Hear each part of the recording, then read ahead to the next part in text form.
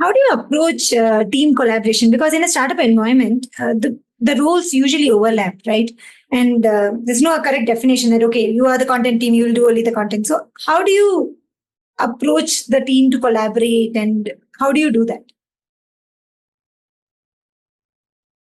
That's a great question. I think we struggle daily with it because in a startup, yes, there is no overlap. Like there is no this is your role. Like when you write your KRAs, you really have to think that is this all I'm going to expect a person to do, or do I expect more than that?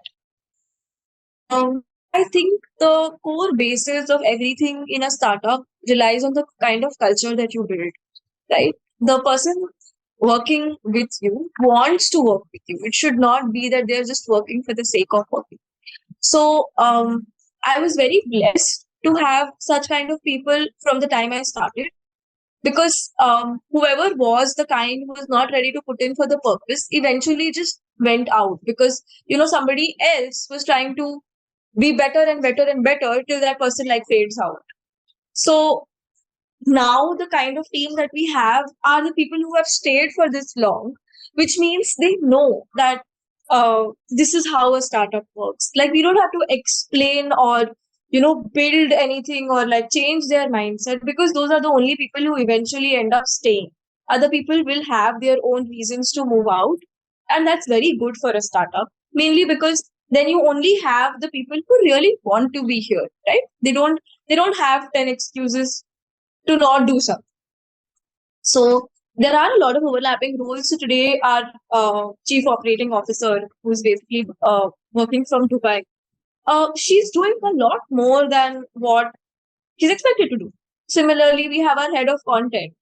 Um, she has a lot of experience in edtech, so she already understands that this is what is expected, and nothing is going to be written on paper. Like on paper, it's something else. What we are doing is something exactly opposite.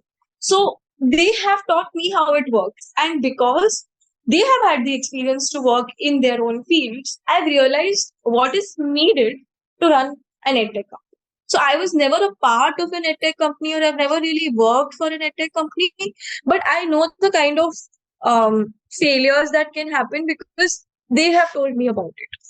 So that's how it started. Like that's how our core team is very passionate, and they wouldn't say this is not my role or this is not something I would do, stuff like that. So obviously it will trickle down, right? Because now everybody is working, doing everything. So now people at the creative team, or people who have just entered, can already see that everybody is doing everything. So there is no question of why am I asked to do something which is not part of my role. Great, great, great. And to have that core team is very like you're blessed to have that core team, because then your vision is their vision and they work wholeheartedly. So that's a something which is very good to have, rather than having somebody on the team who is not so dedicated to the vision of the whole company. So that's right. I'm truly blessed. Yeah. And so